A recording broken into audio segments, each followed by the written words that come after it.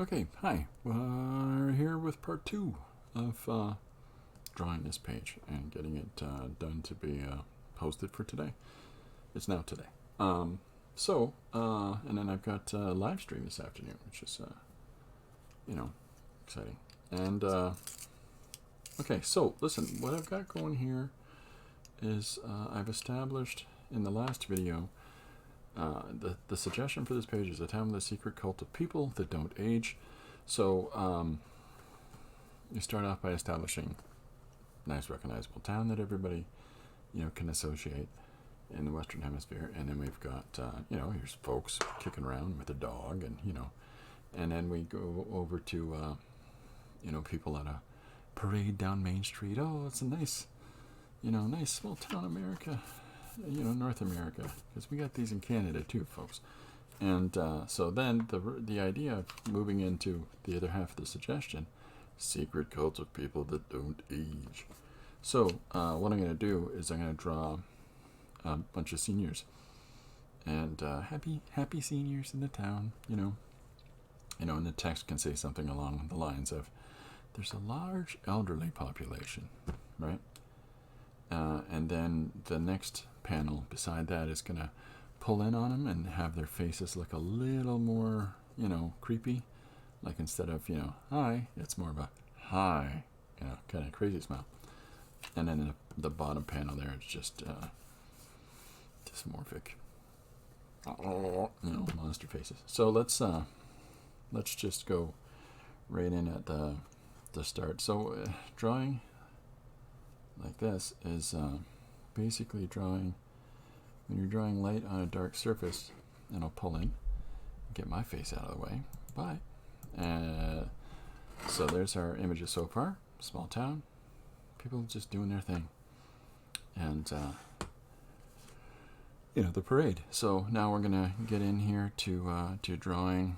I'm just gonna move this camera just a tad. There we go. So now we're gonna get into drawing a number of the seniors in the town. So drawing light on a dark surface means you're not thinking about the line, you're thinking about the shape. And accounting for where the line art would be, right? So it's a different approach for sure. But I recommend people try it because it forces you to think about the shape dynamics of the things that you're drawing, and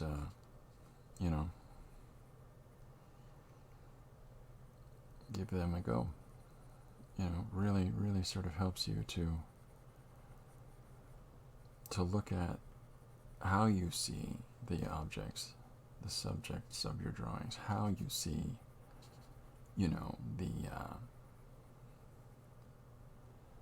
the different aspects of a larger drawing, like the different like people inside there, or objects or locations, how you see those, how you understand those, and how you execute, putting down your lines, your marks, your shapes, etc.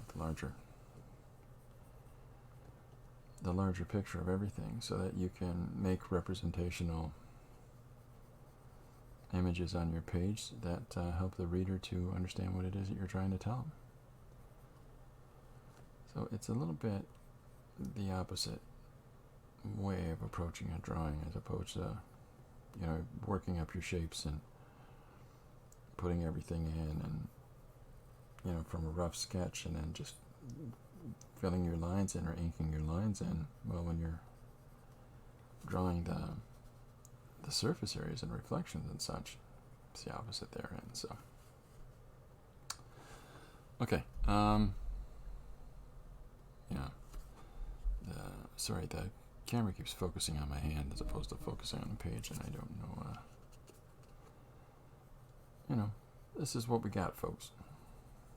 So I'm just gonna draw a little image of a bunch of seniors, just, "Hi kids, how you doing?" And then we just get a little more interesting as we go.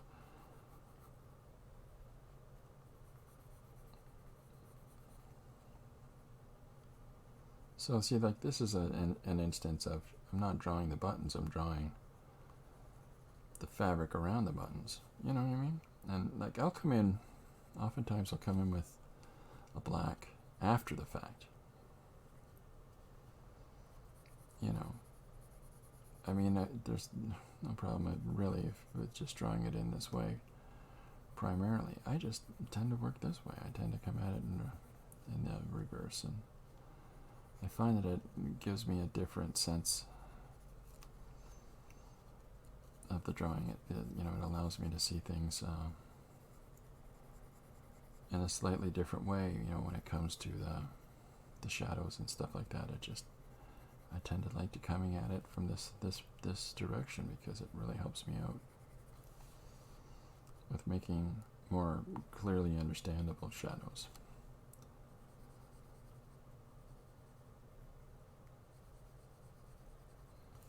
Okay, so we've got our first guy coming in here, making him a little portly, and that's intentional. Senior fella. It's hard to keep the pounds off. We're not talking about, we're talking about agelessness. We're not talking about, just being the peak of fitness, right?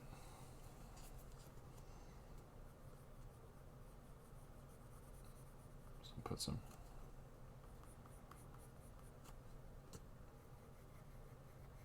fun little folds and stuff in his clothing here, in his t-shirt.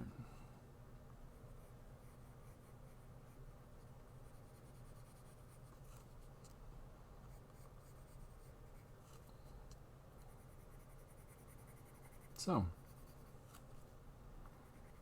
what I'm going for here is, again, first image is to establish, just a bunch of senior folks, and then as the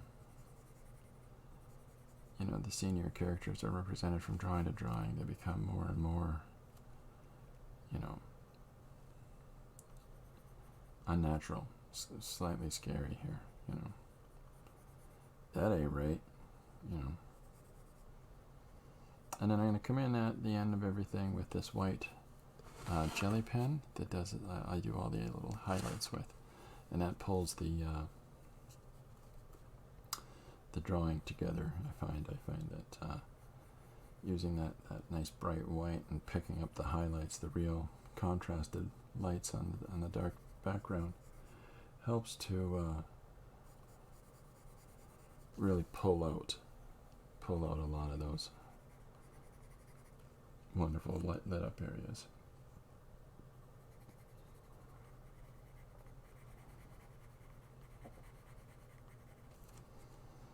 So we're just getting our next person down here, and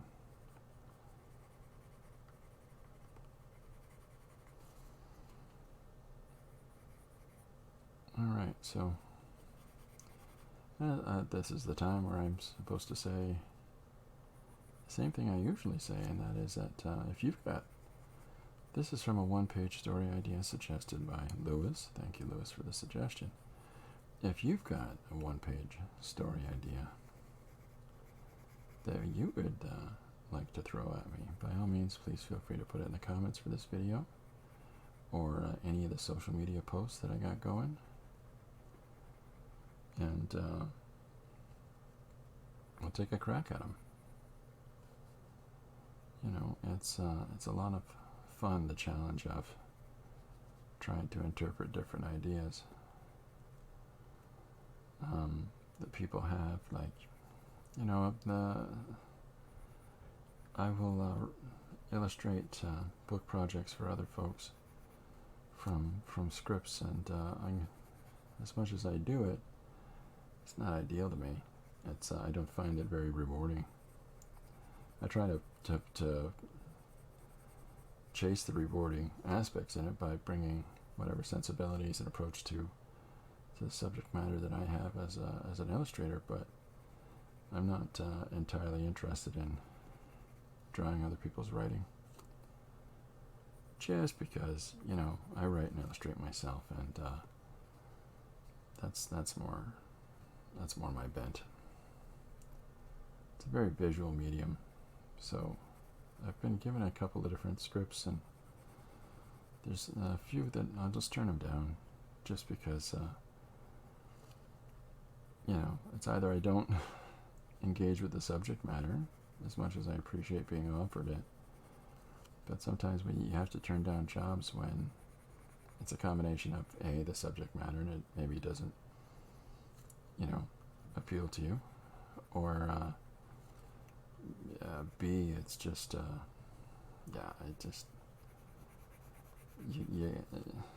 it's a challenging thing sometimes where writers will give you scripts and it's either heavily text laden and they don't seem to understand that it's a visual medium, and there's this, here, do all these panels, and it's like, no. No way, I don't want to draw that. Or sometimes you get text that you're like, this doesn't make, I can't make any sense of it. And there's other times where here's a script and you're like, oh, this is great. This sounds kind of interesting, and they leave enough opening for realizing that the artist is going to put their stamp on it too. And but it's a challenging thing.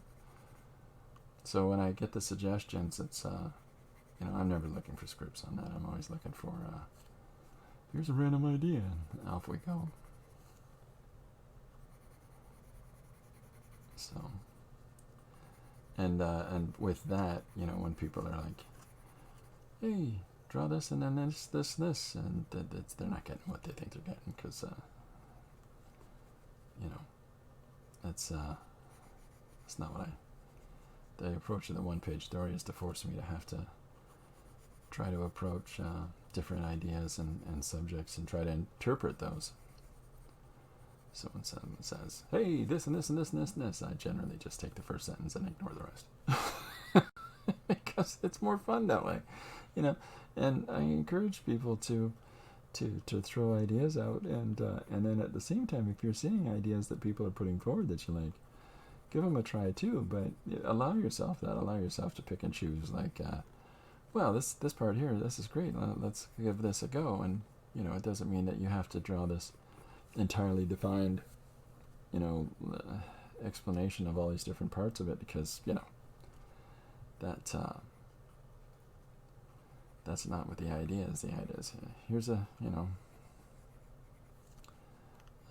Smurf that catches a virus and turns green and is ostracized by their village.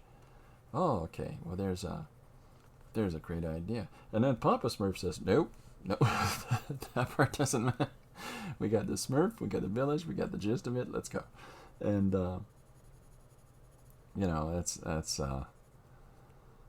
I've had I had somebody give me a suggestion once, and I love them for it. Like, this is a lot of fun, and the sharing, and here's a suggestion, and it's a couple lines. Like, that's great. And then they sent me another suggestion, and it was like 3 paragraphs, which basically amounts to be about a 12-page story. And I'm like, what are you talking about? So I had to say, that's kind of not not gonna work out. But I appreciate those suggestions and keep them coming in. But take it easy on me. Yeah, there's a fun thing too about the minimalism of it. Like, if somebody just says 3 random words and you got to try to figure out some kind of, what do I do with that? Propeller, potato, pneumonia. It's what are you gonna do with that? I always find that to be that level of challenge to be far more interesting.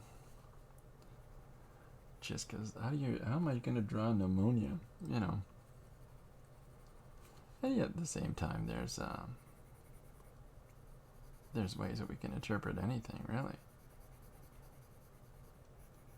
So yeah, so keep those those suggestions and those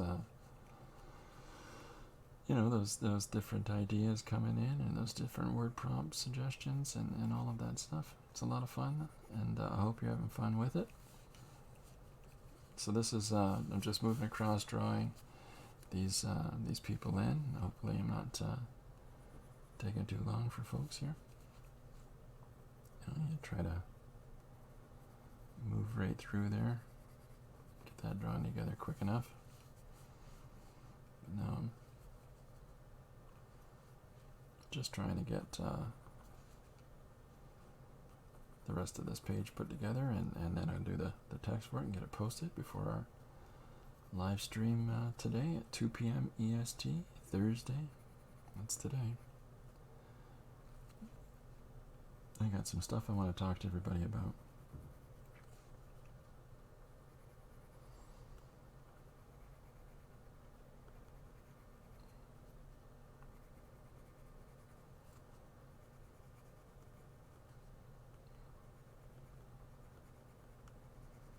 So, lots of exciting things happening. I put some new original art pages up on my website, and I've got a bunch more I'm going to be adding. I've been, yet again, neck deep in paperwork, and that's great, but it's, I finished a project I was working on for somebody, and gonna go finalize that and fulfill that tomorrow, and good stuff. Fun in the sun. And then, well, you'll see what the announcement is today at 2 o'clock when I talk about that, but I'm feeling good all over. Got some fun suggestions coming in last few days, really fun stuff, and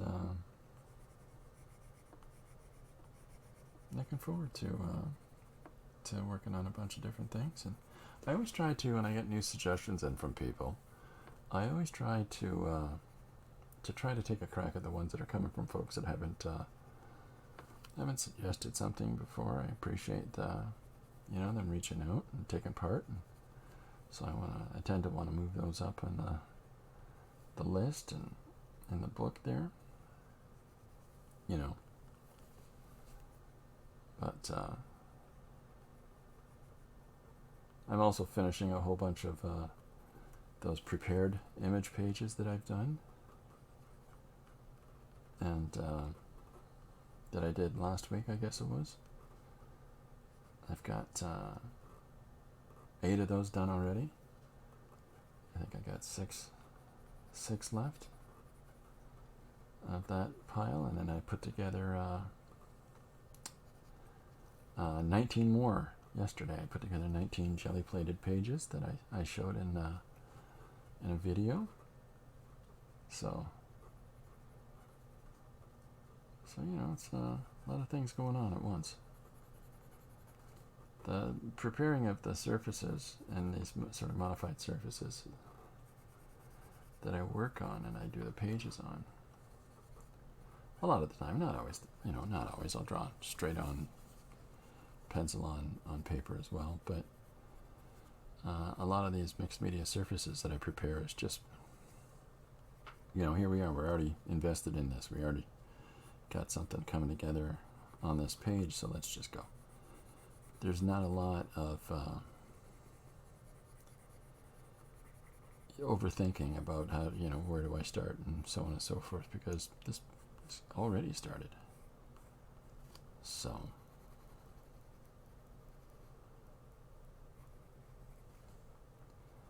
just sort of a fun headspace to put yourself in.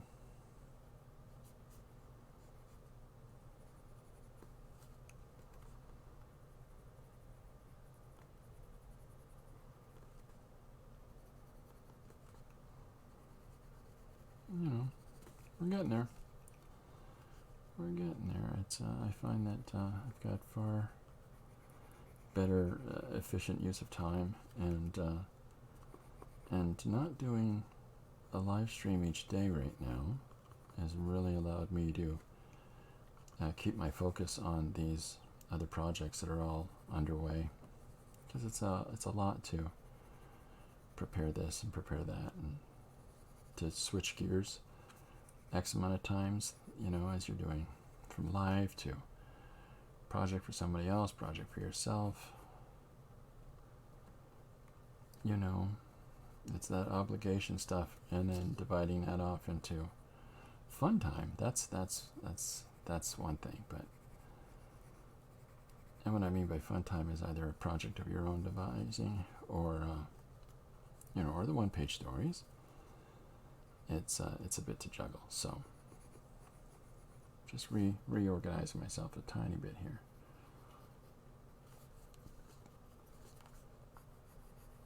But we're still doing some live streams.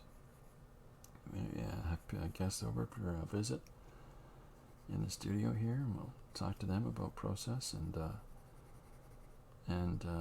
their own creative journey. I love doing that. I love trying to give people a moment. You know, hear how they're going about what they're going, you know, what they're doing.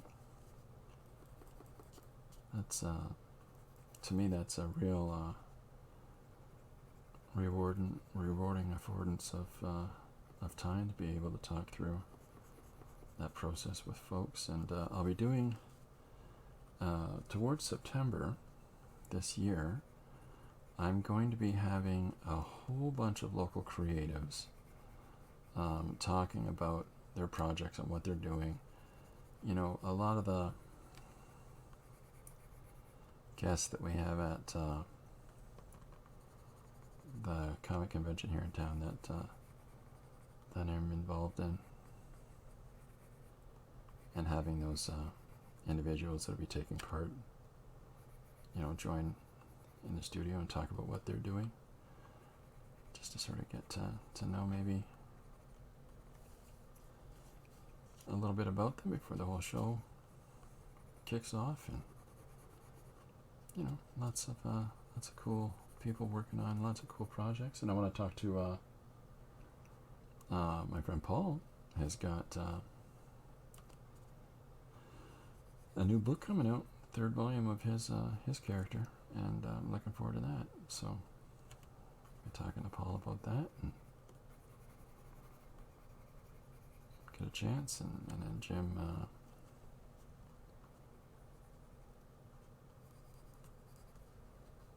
you know, he's got his animated film coming together, and he's going to put a compilation book out to go with it, which is really exciting. So we'll talk about that soon, and just all about fitting in a time and schedule, folks.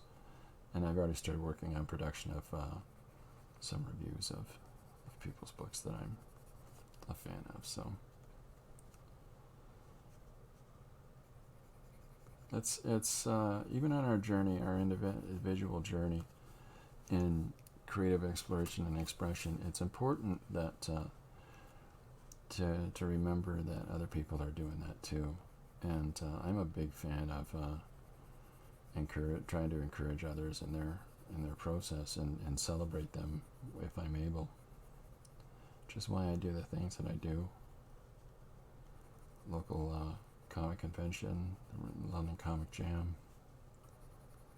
the comic company that we started, and publishing others through that, and giving a chance to be in print to pursue their ambitions and goals beyond that. Little things. It gives back. We're all in the same community together, everybody. So, you know, if we can do stuff like that, we should do it.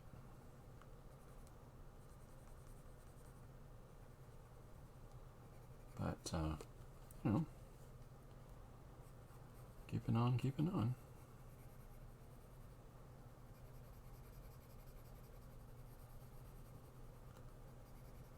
If anybody is interested in talking about their project that's, you know, completed, or about to come out, let me know. I'm always keen to, to find new things.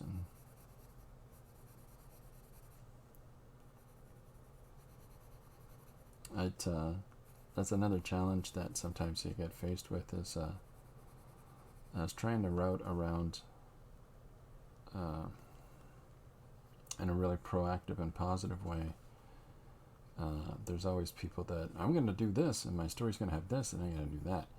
And it's like the best way to sell that is, what I mean by sell that is that to get that idea out and across and accessible for others is to do it. And it's one thing to plan. The story's going to be like this. It's another thing entirely to actually start doing the story. And it's a challenging thing. But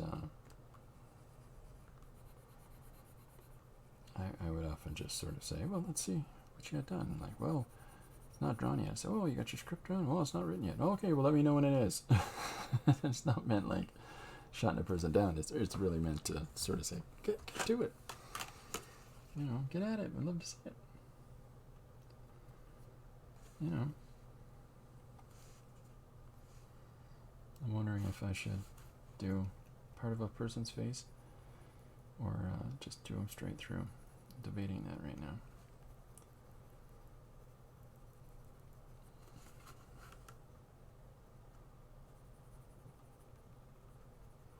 I think I might just do part of their face and cut it off, because that sort of continues that sense of this isn't 100%.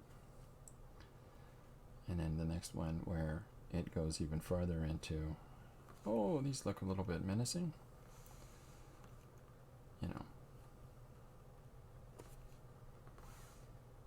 So we'll just divide that image like so.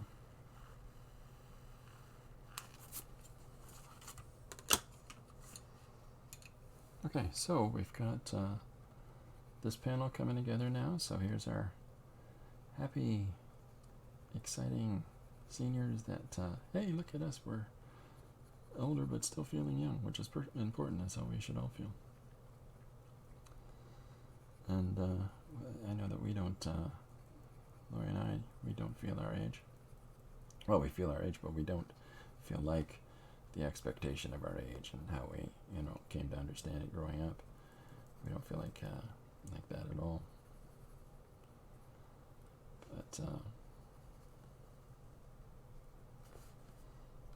it's important. You feel good.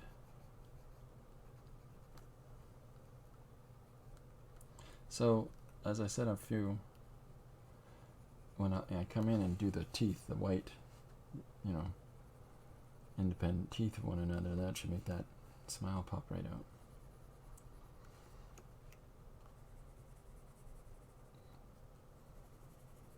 So I'm going to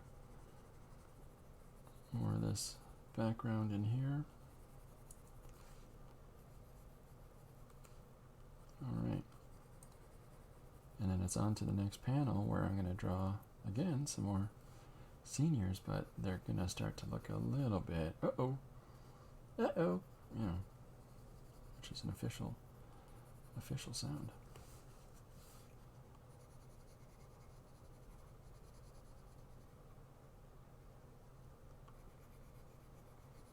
Alright, so get that in there. And continue this tree, little forest area in the background. Okay, so now we've got this, and then our final panel is where their faces are just basically contorted, right? But just trying stuff, right? We're trying things. So let's do another person here.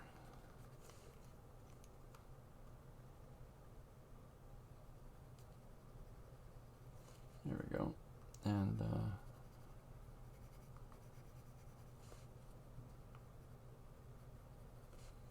get that Start with the nose here on this person, get that in there.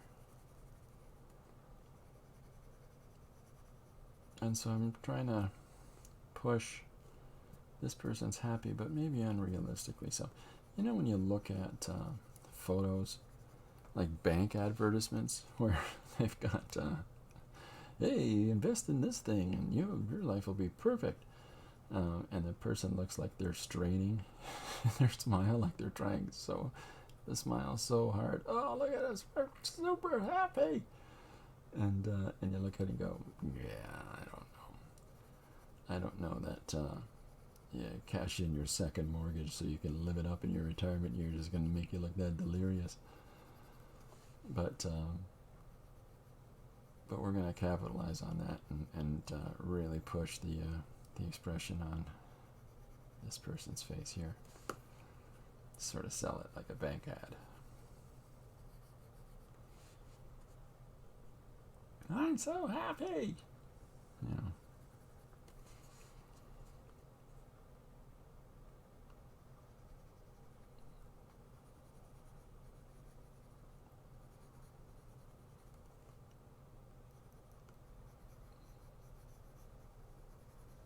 There we are. Want these really raised eyebrows.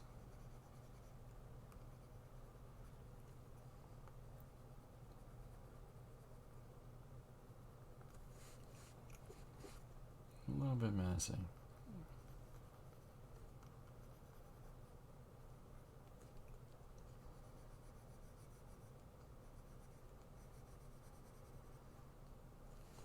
So there's a little bit of a not looking directly at the viewer, looking off with a sort of what's going on over there. Redirects the eye, makes one wonder what's off panel, right?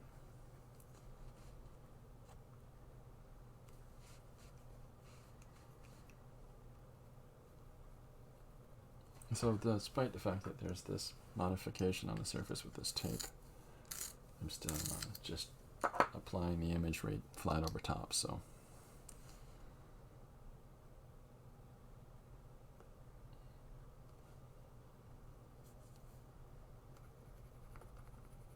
There we go.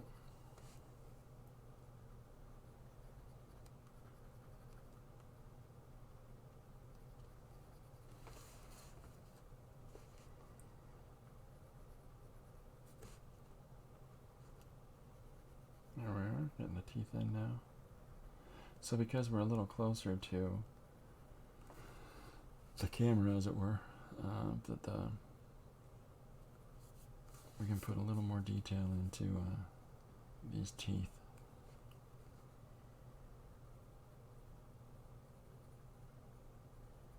You know, as opposed to the sort of broad line that is the teeth when I'm drawing from a distance in this approach to this representation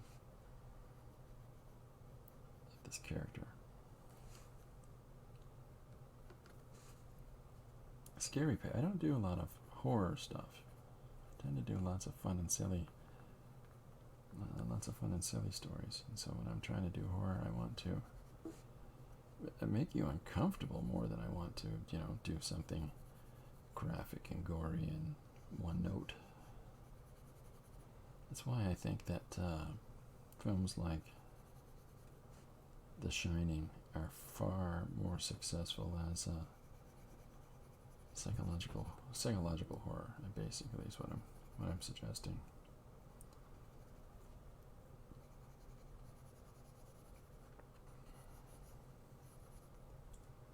So here is our next person coming in. Very enthusiastic. We get some of these lines around the eye.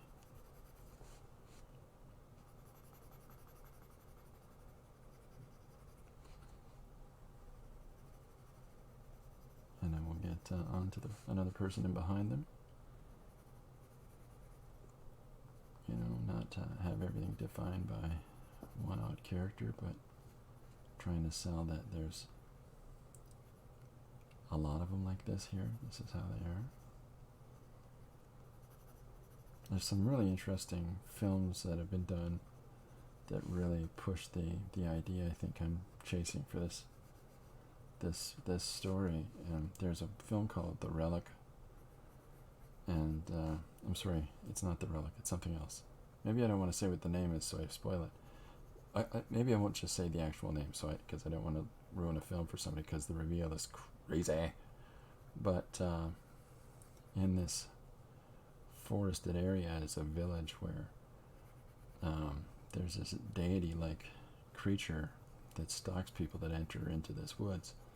And in the center of the forest is a small town, and in said small town there are all kinds of people that have been there for really long periods of time, and they might look a little bit worn out, but they're still relatively the same age as when they disappeared. And the idea is that this supernatural element is keeping them alive in service of them. And but then in this cottage that's in the wooded area, there's a household, and in said household is a number of people who are still alive, where quite honestly they shouldn't be. And they're still there serving this supernatural being, and it's really off-putting when you recognize that, oh my gosh, it's I think it's ideas like that are more like cosmic horror, a supernatural horror, when the idea is it's something beyond our general understanding of the rules of how things work, really. And I think it's very successful in that regard, as I found that very, very, very scary when that came up in the film, and I'm like, oh my heavens, that is a nightmare. So yeah, if you can find things like that. But that's what I'm pursuing here, is this person's way too happy, and so is this one, and it just sort of furthers selling the illusion. And of course the last one is going to just bring it home in this bottom thin panel, but we'll be there in just a sec. And I'll go in and I'll fill in all the white, and then that's off for scanning at that point. And I'll post that on Instagram, Facebook, and Patreon today. Of course, Patreon's where I show the original art as well, scanned, and before I've put in the text, and so that the people that are there can see that sort of next stage of development, where here's the visuals unencumbered by the writing, because sometimes the writing can really be a real additional element. So in the sense that it covers up a lot of the art, and really is incorporated in as, you need to make sure that your writing is up to fulfilling the obligations of the story that the art has left openings for, or to further develop that story textually, because the art is accounted for things that less aware writers would think they have to describe all of these things textually in a panel. Again, it's just about a fusion of the two, the art and the story. They work hand in hand. I don't have to say she smiled, I had a big smile here, because I'm showing she has a big smile, And if I'm going to make a comment about her smile in the first place, it has to push that farther, that aspect of the description farther. Her smile, her face looked like a predator playing with its food. Her expression was like a predator played with its food. Something like that, where, okay, that's more than just a smile. And it changes the perception of the reader, because they're now going to perceive this expression as to be malicious in its intent. Just plainly and easily, because it says so, that this is not a nice expression that we're looking at.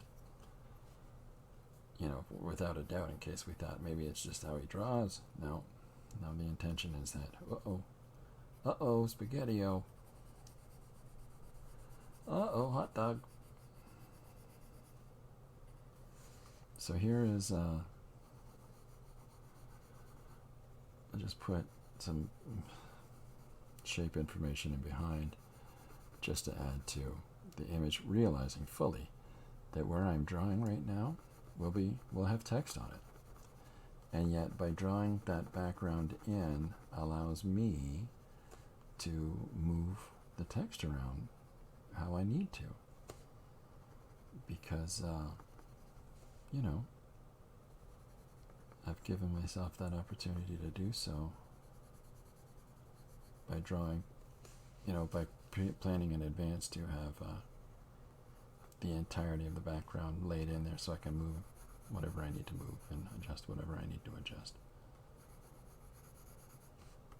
Some people will plan their image out, draw it first, and then pencil in around that. That tends not to be how my process works. Okay, one more time. I got sticky tape on my thing. Okay, so I think what I'll do for this last one is that I'm really going to focus on, so we've zoomed in the seniors, and then we've zoomed in again, and it feels a little intense. Why don't I zoom in once more, but just on the smiles? Maybe that's a way that we can come at this that will make it feel a sense of dread without me having to draw, horror monsters for their faces, because that just seems like, if that's the case in the page, because the horror monster reveal at the bottom of the page is on the same page, I think that lessens its impact, because you're like, you're already prepared for it. You see it right there as you look at the page as a whole. Because even if we're just focusing on panel at a time, as your body's scanning over the page, it sees all the elements that are there. So, in all honesty, you're a little bit prepared for. It's not a reveal. It's much better to have that if you're doing a 2-page piece and something scary is about to hit you in the face. Flip that page over and pow, there's the reveal. Because it'll be a real surprise, because they weren't staring directly at it as the thing was about to happen at the bottom of the same page, so that they know it's going to happen. So they're already braced for by the time that scare comes in. But if it's something that can be,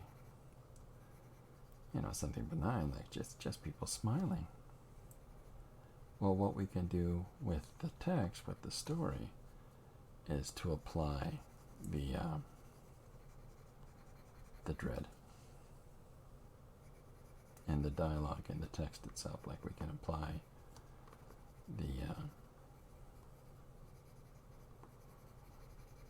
the reveal, and it has something to do with why these people, the joviality of these people, why are they so happy? And why is that somewhat menacing?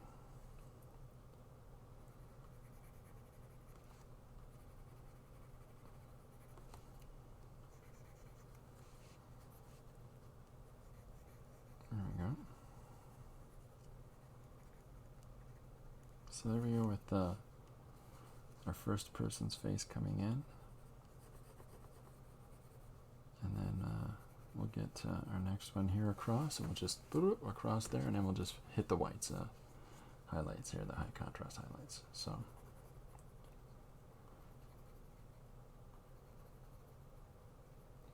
there we go, giving him a pepper beard here throughout throughout this chin here.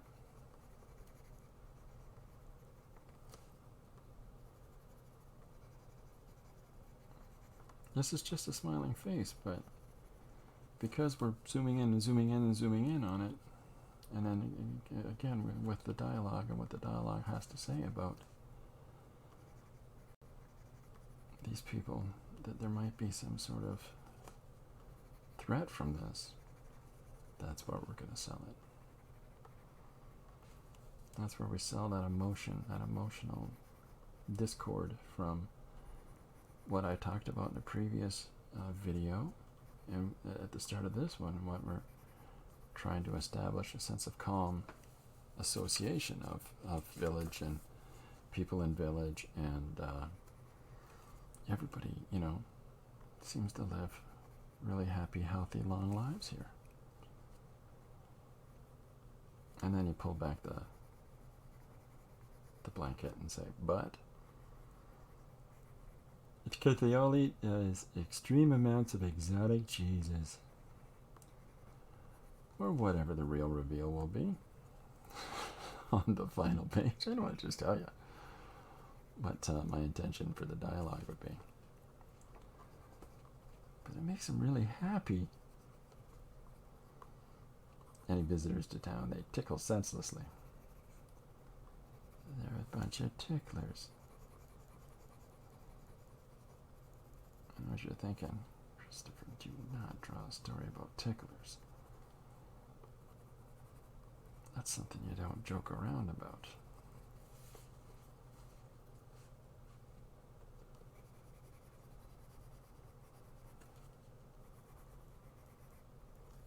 Alright, so there we go. Here's our first guy.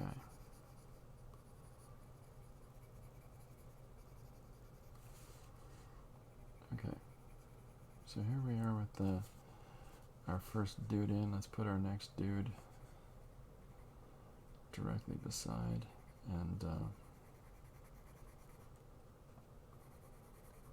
just keep going.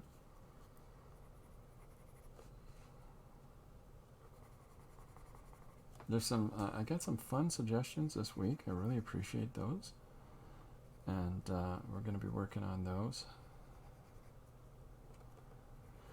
Sometimes you get different kinds of it, like some of the suggestions this week. One's a poem, one's got a bit of a description to it, and then I've got a couple more that, again, there are people that don't feel comfortable putting it in the comments in case somebody's going to, the person said, in case somebody thinks my idea is dumb. So they sent me a direct message of it. I'm like, you don't have to worry about, I try not to have people around that, you know, denigrate others people's ideas and say that's a dumb idea, your idea is stupid. It's far more beneficial, even if an idea doesn't make a lot of sense, to try to help a person structure it into something that makes sense, right? Don't just don't ever be concerned about expressing your idea, because if somebody's so rude as to say your idea is dumb, then I'm sure that there's other people, you know, that'll say, hey, take it easy, fella. That's not very nice now, is it?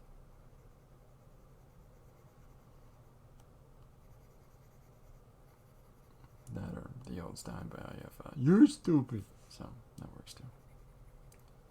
You are. I'm good with the comebacks.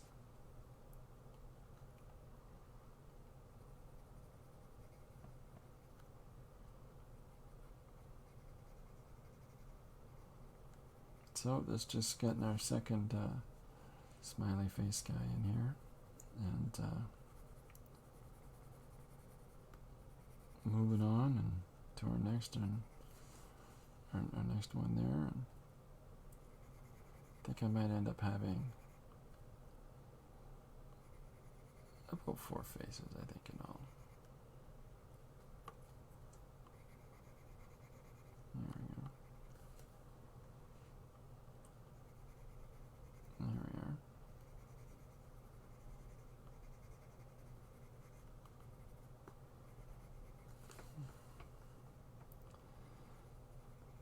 Squinched eyes. I'm so happy.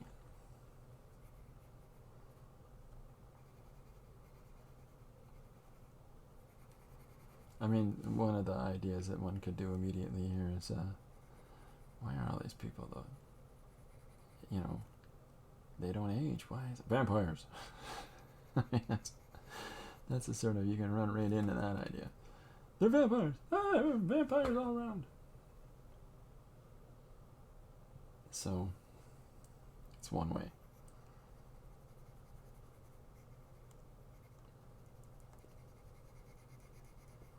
I think I'm going to go a different direction. But I really am making their teeth stick out here a little bit.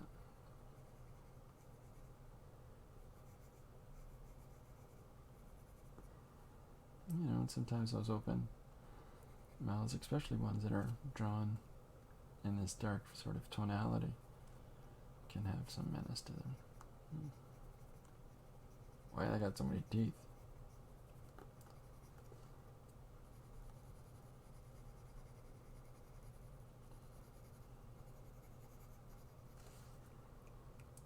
Alright, we got this old fella in here, his hair. Start to get mad bit, but let's put this lady right here in the foreground. I like pushing, you know, scale, and so we'll have her right here in our front and center.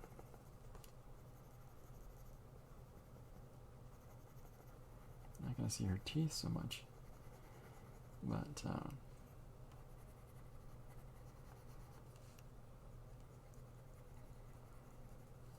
we're just going to make her pump right at you. So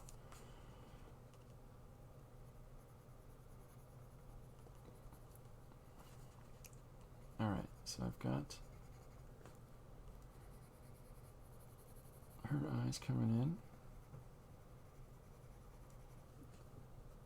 You know, really extreme squinty face here.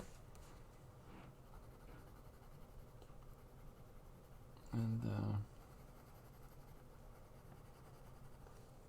so now again, this is the masking tape that I put down on the surface of the paper, just to, one, I find it an interesting challenge, but two, it's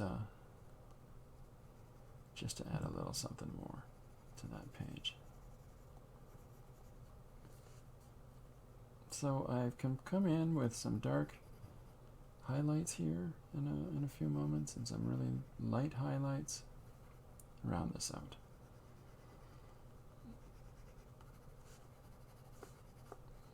So he's in our foreground, and here's this couple in behind him, and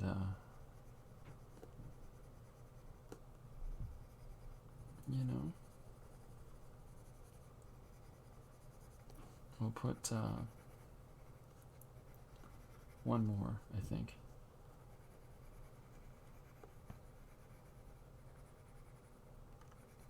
There we go.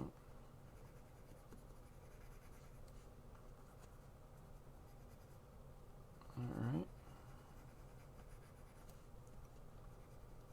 So there she is. Here's this couple now. Finish him off there. Put a little tonal difference between them, and I guess we got one more face, and we'll put this one more guy in here behind them.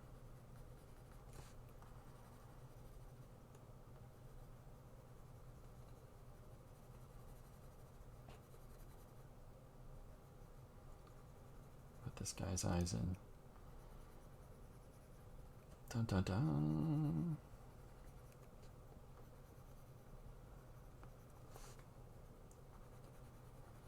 There we go.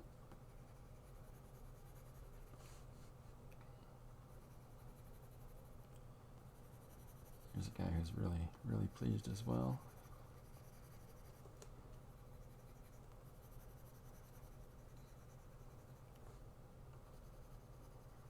Dun dun dun dun dun dun dun.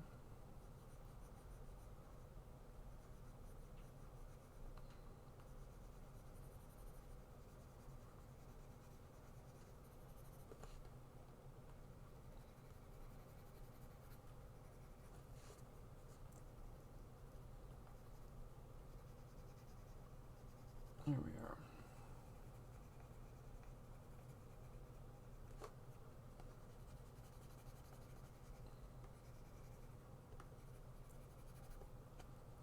Okay, so when I'm going to come in with the light, the white, the highlight here, and then after that is where I think I'll put some little pushes with deeper value as well.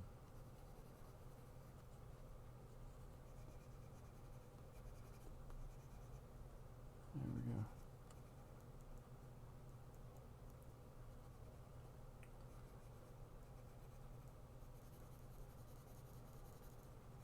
Okay, so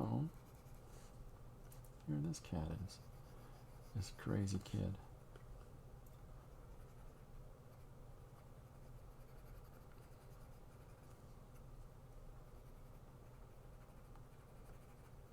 Put his hair in, and then we'll put this lighter value around so that it defines the extent of the face.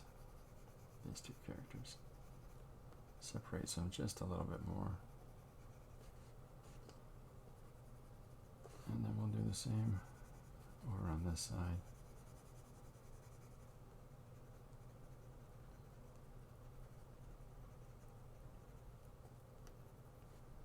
Okay, and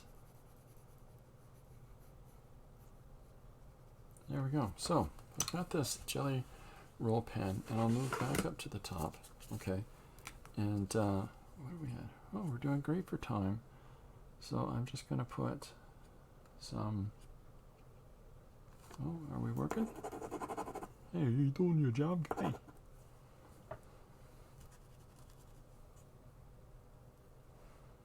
I think this one's cooked. I think I finished that one off. Yes, I did. All right, so I'm going to come in and I'm going to put little hits, little highlights, little reflections on buildings. Well, I guess not reflections, but more of just high contrast light, high contrast values. Pull the buildings out of the foliage of the town, you know.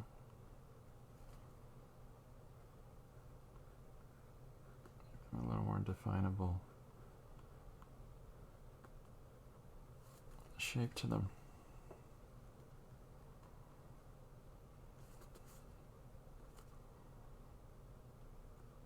So I'm not going right underneath the roof line because I want the idea that there's that cast light underneath, or that cast shadow underneath the roof from where the sun is in the sky. So this is what I spoke to earlier about. Once you start putting that high contrast in, the blue, the differentiation in the blue from the base color of the cardstock and the light blue of the masking tape that I've got on the surface, well, that just sort of goes away. Now it's just you're more drawn in and focused on the elements in the town. So you know, and it ties it together a little bit. Okay, so now we'll move over to here, and I'm pulling out some of the high points in the folds, and so I'm going to be doing something here like this, and where I'm tamping down the color a little bit, just the intensity of the white in certain spots, just to soften that. And allow us to use that to help to define the fabric, I guess it would be, that's in this person's attire. So here's this person's clothing.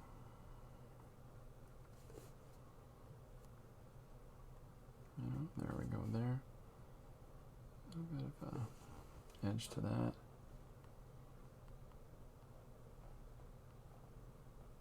There we are. And so this guy has got his hands up, so now we'll be able to more readily see that his arm is sitting on top of this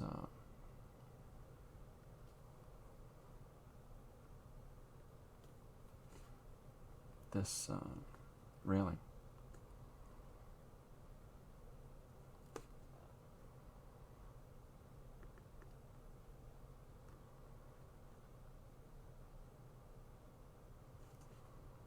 There we go.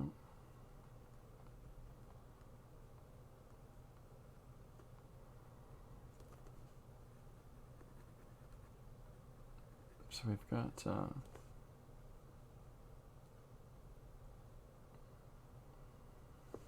our panels coming together now, pulling these characters out from the muted background, and when I scan this, it'll become far more refined. So we're just going to finish off putting this shirt in.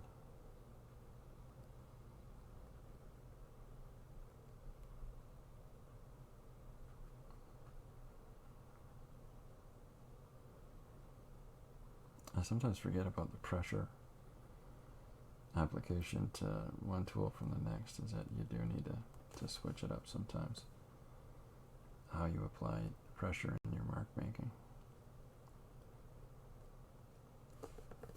Alright, so here our character is here, give a nice bright white shirt, and then we'll come through and we'll put little accents on the spindles and the rails. Put some highlights on the pant leg there.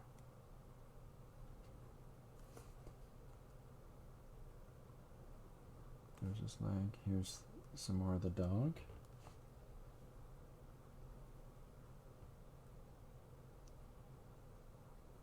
And we'll bring the dog's colors up. And then we'll come in again, like I said, with the occasional sparring dark line, and the dog will have one of, definitely have some defined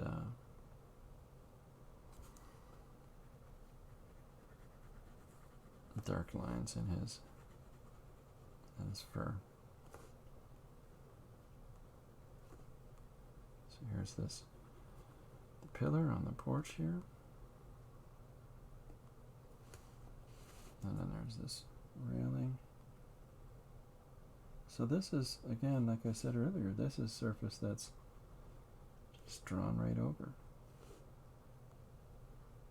And yet, I still draw this in, and the reason that I still draw it in is because it's important, it gives us the option of where we place our dialogue, and the fact that we can adjust things around a little bit. Okay, so there's that panel, and we'll move up here, and I'm going to bring up some of the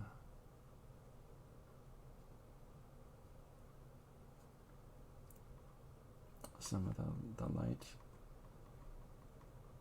bright, contrasty values in here,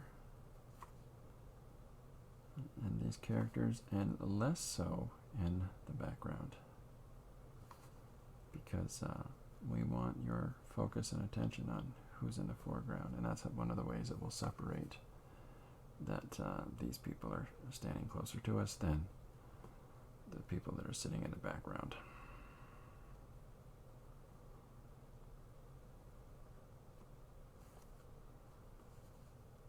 There we go. So here's her hand, and we'll get her leg in. So we're just thinking about, I should have clarified this earlier, and I'm sorry for that.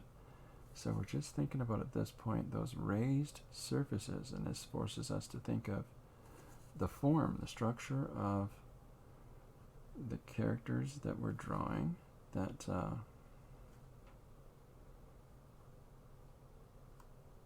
you know, where the raised areas are on these people, and we're trying to emphasize that, you know, and bringing those little spots up.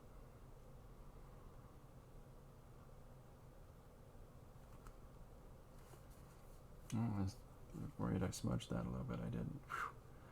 That's just lucky, Runciman. Okay. So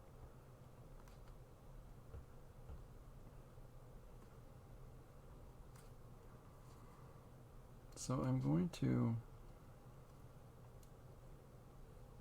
use highlight points within these lines to develop up some of the body shape.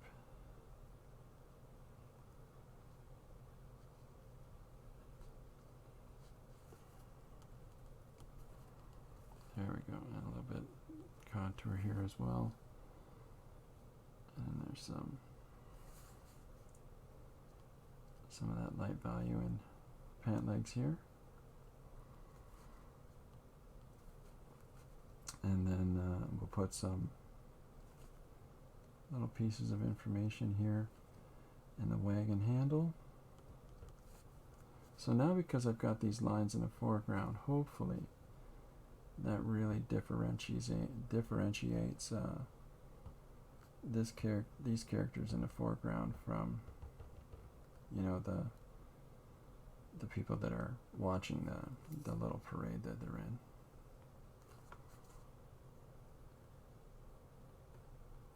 You know, it's just it draws your eye to them out of the overall image. And because, again, some of these people in this crowd are going to be having text laid right over their faces. This young man is moving towards us out of the crowd, so we'll put some highlight to him.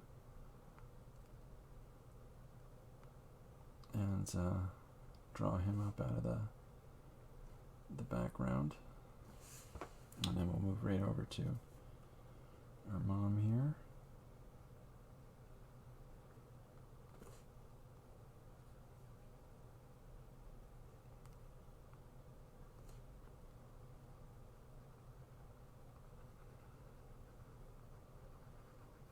There we go.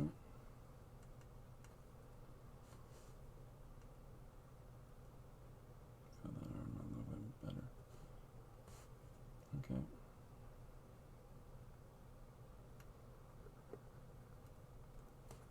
All right. So now we've got this person holding the young person. Right here is arms. And so we'll define those a little better. Let's put some highlight to these, and then diffuse it a little bit like I just did, just to make the arms pop out a little bit off of that clothing. So here we go, and we'll put some lines to this little person's hair. Give that a little more shape. onto the shirt.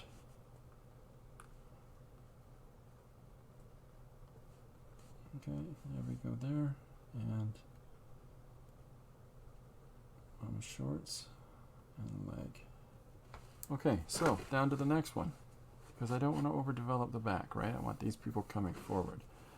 So here we are in the next one, where we're putting their teeth in.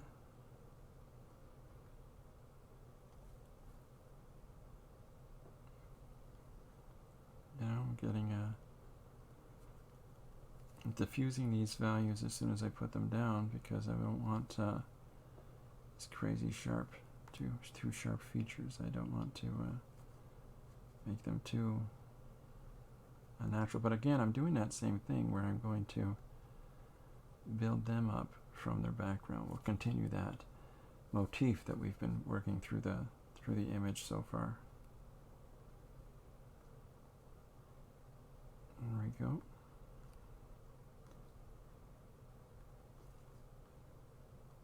There we are. Get more of that.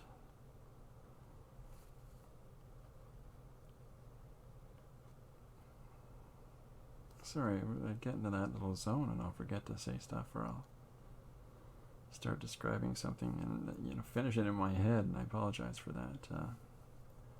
I find it a lot easier to work faster when I'm chatting less, of course, as anyone would, but I do enjoy the chats. Okay, so here are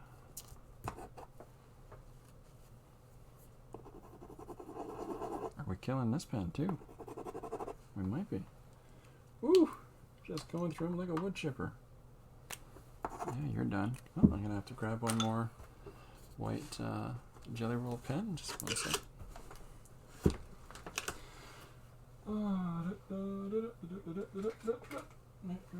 Here we go.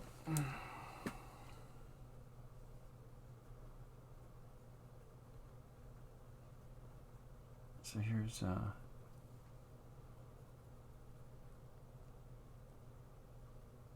took my mother to an appointment this morning, and I think I just came home and subconsciously drew her into a panel.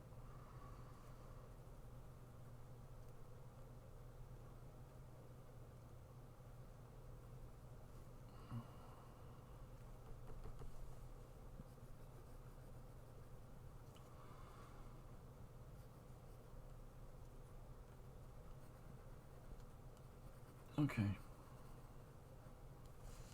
There we go.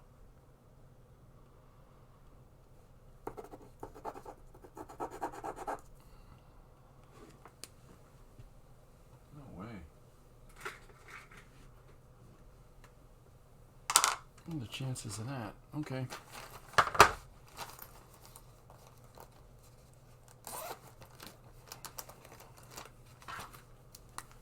Always prepared. Always gotta be prepared here, folks.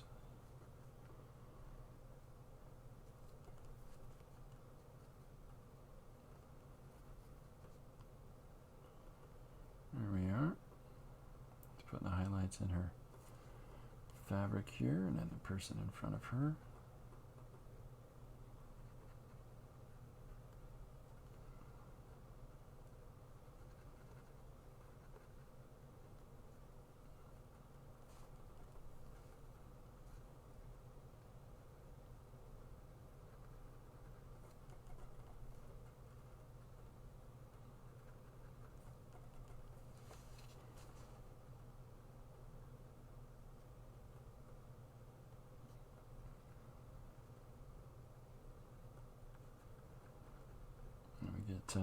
We get these people together,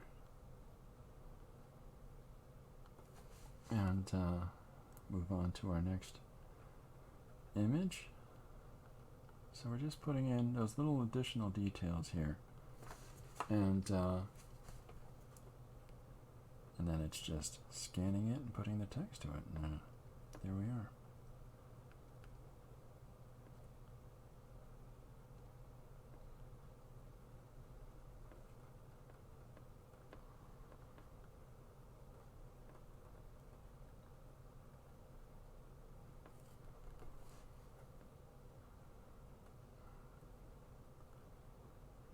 that's it's fun, you know. I find it to draw different people and their different expressions, and you know, just trying out different faces and cultures, and I'm not we gotta have representation for everybody. I don't think like that. I just think of trying different faces and trying to, you know, just follow the face where it's going, and you know, we'll see where it takes our pictures, and if it fits within our story, of course, you know. Like if you're doing a piece about Scandinavian village in the year 900, you're not going to have an awful lot of diverse amounts of different people that you're drawing. You're drawing a pretty solid Scandinavian set, but doesn't mean you can't even differentiate all of their faces and weights and expression types, and it's in accordance to their personalities, you know.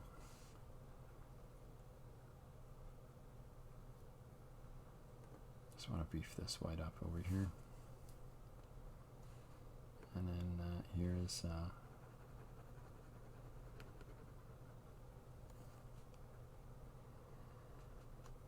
this person's high contrast jacket.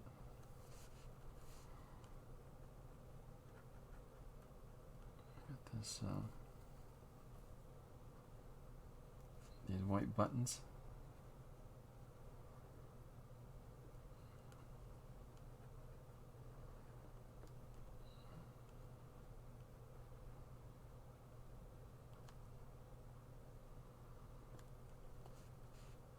A lot of fingerprints in my drawings. A lot of them.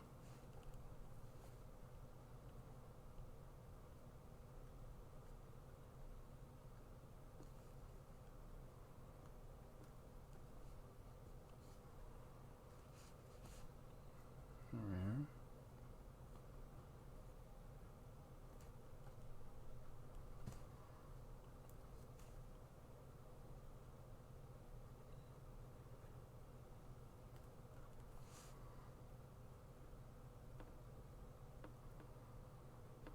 I get parts of her face. They're a little bit raised up there.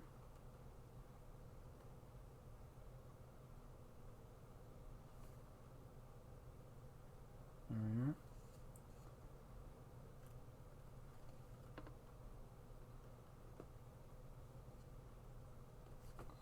That's happy.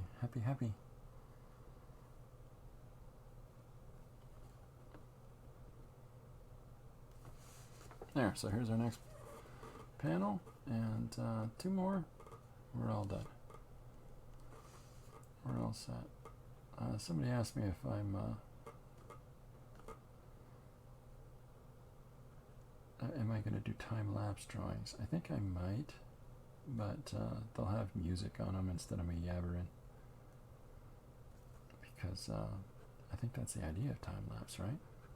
It's not for me to yak and talk about process, because you're not going to have a lot of time to do that.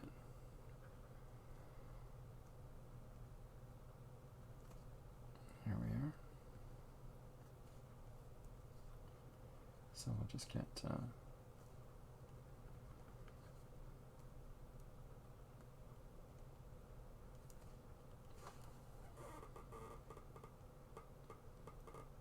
there we are.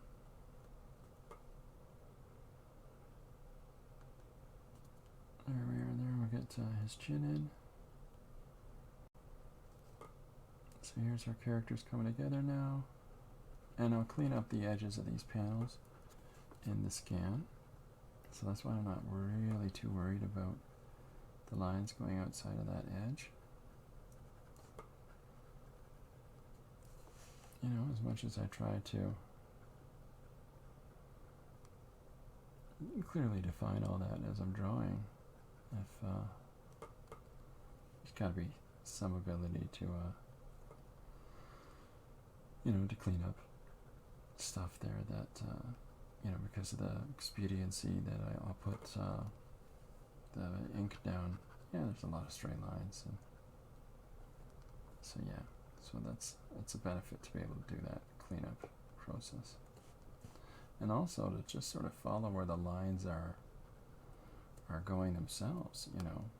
But you can see that where the smudging was now of on the surface with the white, it really just goes away, you know, between the highlight of the white that we're putting on the page, and as well as you know, the pencil crayon that was there before as well. So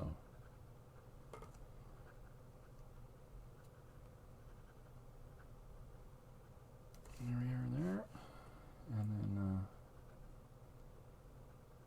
we're just about there. This panel as well.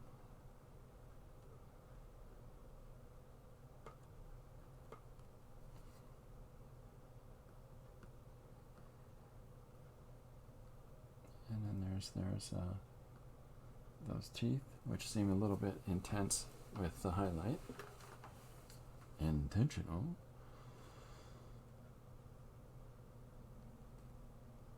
And then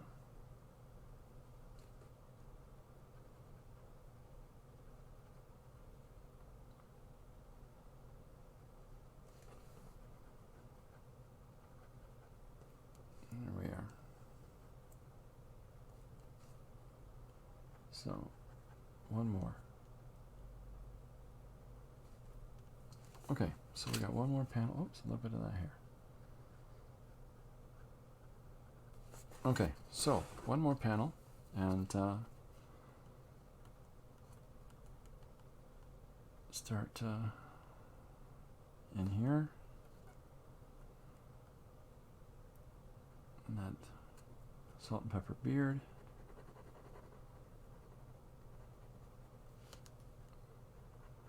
And get this in here, a little bit of highlighting.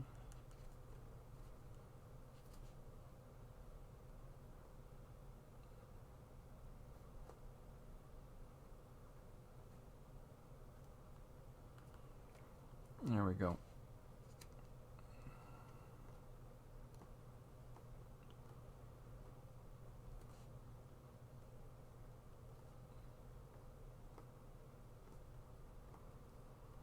There, we're just about done this.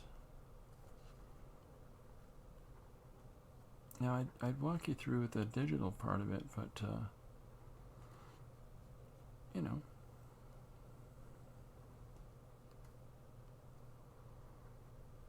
I think I'd have to do that as a separate video here, folks.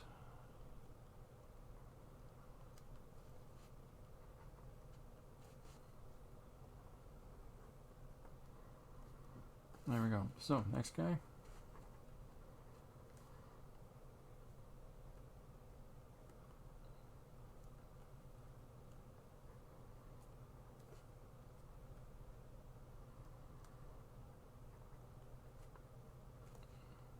we go.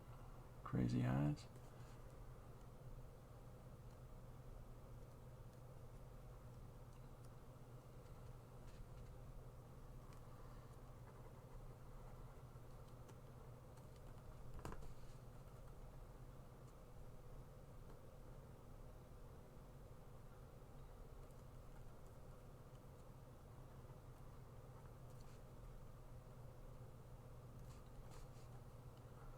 There. Give this guy also a old feller beard.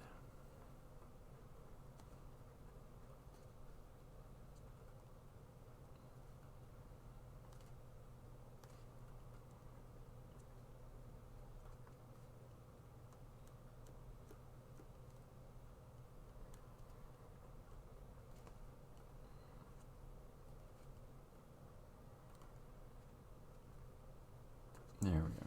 So, we'll put this person in. We're gonna have to go and pick up some more jelly roll pens there, folks. Just finished off 3 of them. Bing, bong, bing. Well, I think they were already done. I found them. I sought them out. Or I guess I revealed them. It's not like I was actively looking for dead pads. Well, I drained one of them, clearly, but...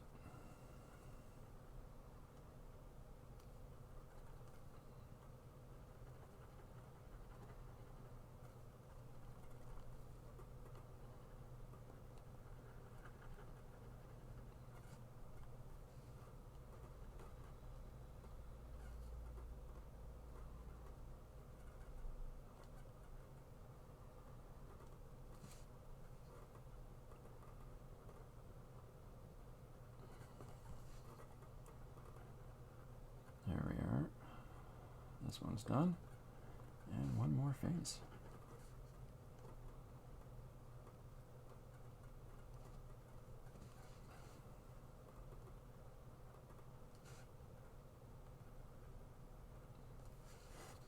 There we go.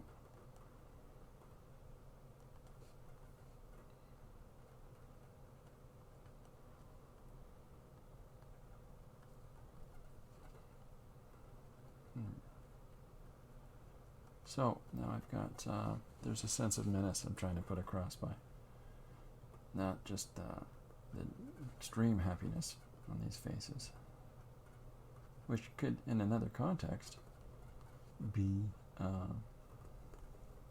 hey, they're all happy, that's great, it's a happy place. But in this context, it's, uh-oh. So,